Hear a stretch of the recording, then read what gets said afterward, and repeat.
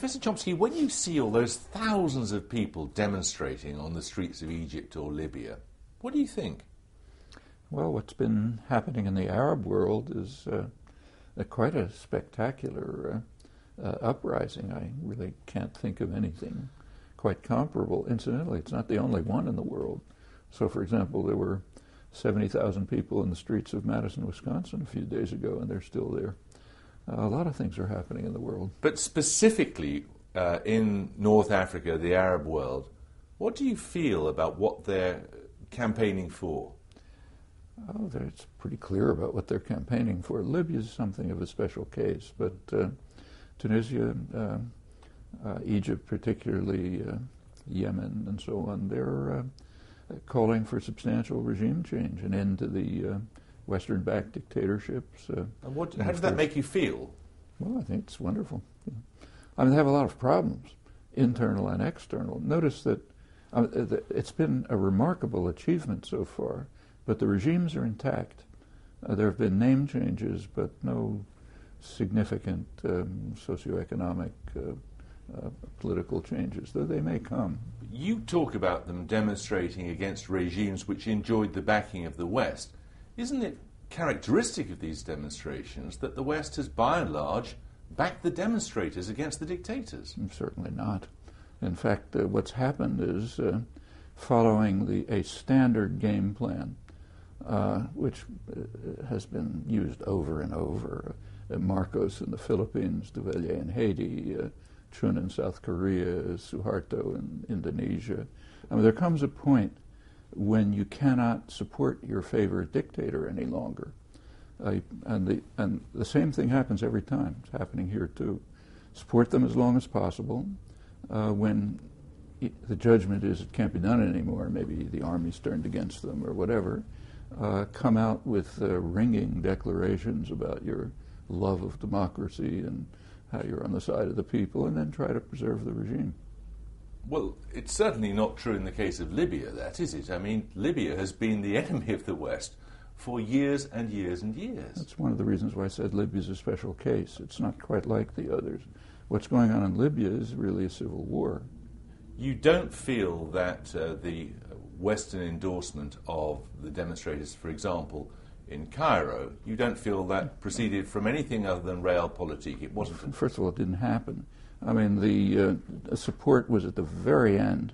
The last, Tony Blair, for example, right in the middle of the demonstrations. Of course, he's not the government, but he came out with a great endorsement of Mubarak as a courageous man, a good man, and so on. Obama, at the by the time the demonstrations were really overwhelming, he finally sent a mediator, Frank Wisner, to talk to Mubarak. The man he picked is a lobbyist for Mubarak who left Cairo saying he ought to stay. That was at the peak of the demonstrations. Now, when it became impossible to maintain that position any longer, Obama sort of made some mild moves, statements supporting demonstrators, nothing much. What do you think Western governments should have done? What they should have done? Yeah. They should have pulled away their support from the dictators a long time ago. They should have done what the demonstrators have wanted them to do. I mean, there's a reason why, say, in Egypt, according to Western U.S. polls, about 90% of the population regard the United States as their main enemy. There's a reason for that. So you think that the immediate response should have been to withdraw support for the administration in Egypt, for example? Well, not quite. I think that response should have taken place a long time ago. Sure. Remember, these demonstrations are bursting out now, but things have been going on for a long time. So, for example, in Egypt, there have been very extensive, significant labor struggles for years. The January 25th movement was led by, the uprisings were led by a group called the April 6th group. Those are the ones, the tech-savvy young people.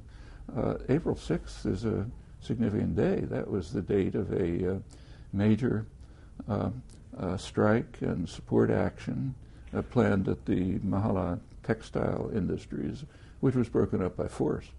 That was a couple of years ago. Do you find it striking that what many of these demonstrators appear to want is the sort of freedoms, Western freedoms, that you have often said are rather illusory.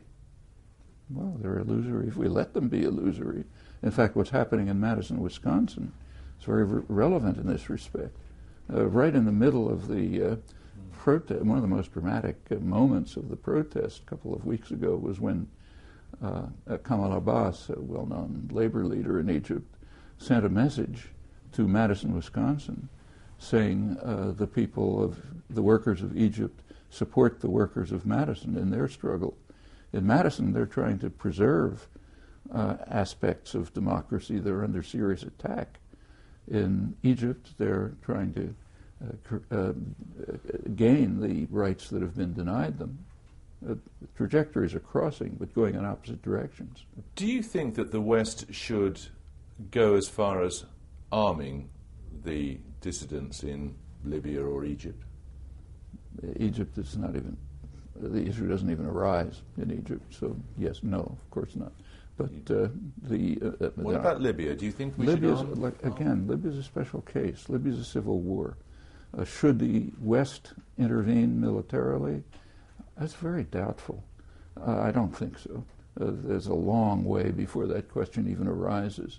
There are, first of all, the people don't want it. Remember that the West is hated for good reasons. I mean, take, say, Libya. Eastern Libya, which was just pretty much liberated, that's the site of the first post-World War I major genocide, Italy in that case. That we may not remember, they do. And there's a long history since with England, France. I mean, this current series of uprisings actually began in Western Sahara last November. Western Sahara was supposed to undergo decolonization. It was a former Spanish colony. It was supposed to be decolonized. Morocco invaded 30 years ago. A harsh, brutal invasion. Last November, there was a nonviolent protest. A tent city in Western Sahara was broken up by Moroccan forces pretty violently.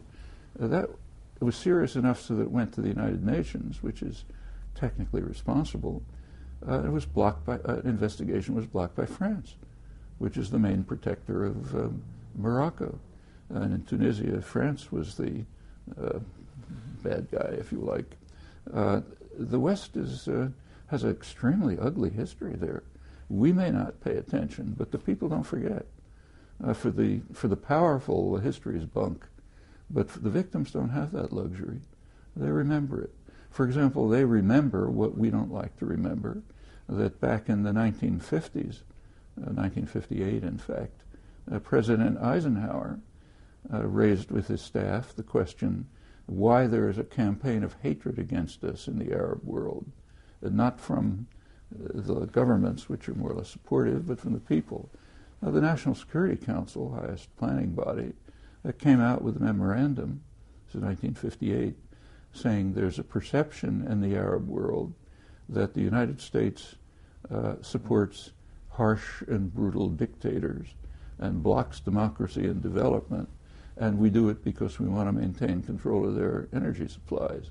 And it went on to say that the perception is more or less accurate, and furthermore, that's what we should be doing. And it continues right to the present. So we're the last ones who ought to be intervening. And there are things happening that are much more, I think, constructive than any possible military intervention. For example, there's a meeting right now with Brazil, India, and South Africa trying to see if they can implement some mediation.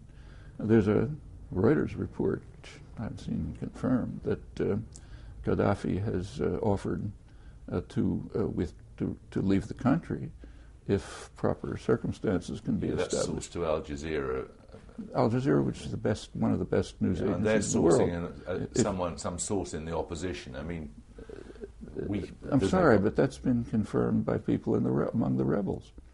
Al Jazeera, make fun of Al Jazeera. I'm not making fun of Al Jazeera, but I'm really saying that it's an unconfirmed report. I mentioned that it's an unconfirmed report, but it's worth pursuing. Yeah. And there are many things that are worth pursuing. Okay, what should the West be doing? For example, the Arab press, if you read it, including from London, is proposing that countries that have some respect in the region become involved, namely Egypt and Turkey. That would make a lot more sense than countries that are hated for good reasons. So what do? Just do nothing? We wait. First of all, we're not asked to do anything. Mostly we've been asked to stay away. Just read what is being said. Mostly stay away. You've got enough blood on your hands already. There are the question of what to do is not up to us. We're not the only ones in the world. Sure. So, say Brazil, for example, is a respected country. So is Turkey. If you look at the Arab world, ask yourself which leader is most